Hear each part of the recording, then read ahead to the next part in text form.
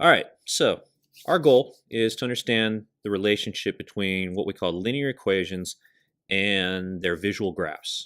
All right, and so I know this is a new topic for us, so let's start taking a look at an example. So here's an example of where we might see the kind of math that we're about to tackle.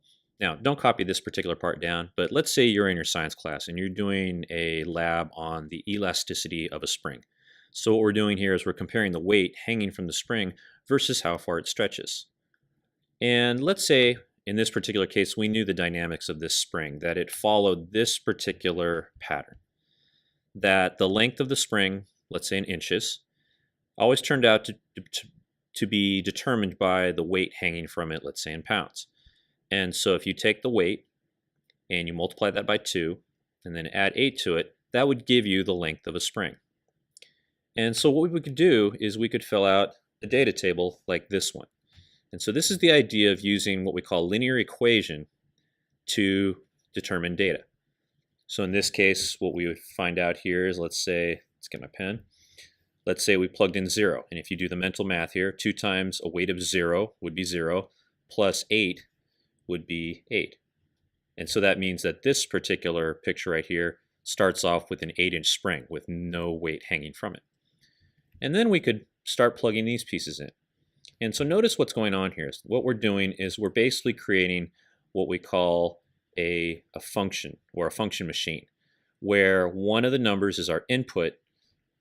The math that happens slowly gets churned out, and it spits out a particular output number. And so all we have to do is consider these numbers our inputs, which give us then our outputs. So if I put in 1, 2 times 1 is 2, plus 8 spits out an output of 10 inches.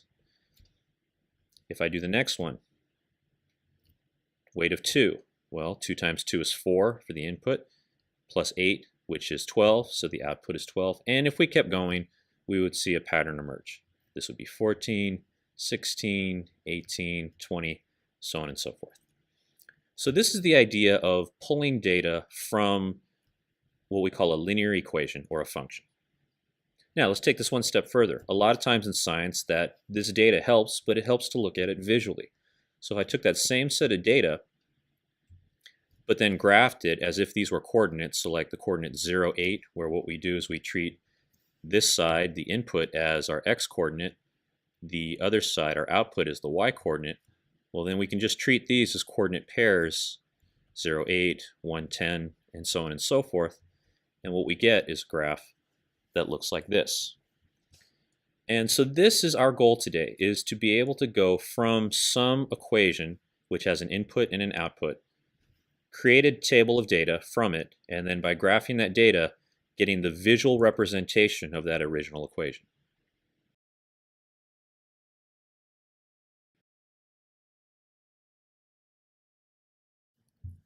All right, so this animation that you're looking at right here is a way to think about linear equations, or sometimes we call them functions. That this is what some math teachers refer to as a way to think about this as an actual machine, something that you dump something in and it churns out a particular product. And so the idea behind what we're doing today with linear equations is basically you want to think of that equation as a machine.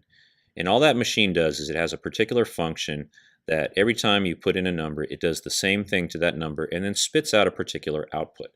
Okay, so for example, if I were to drag in the 1, goes in, the machine does very particular things to it, and in this case it output a 1.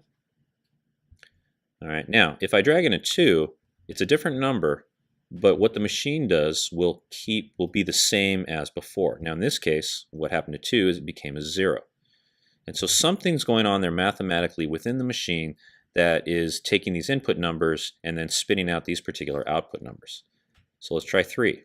Pop it in, machine does its thing, spits out a -1.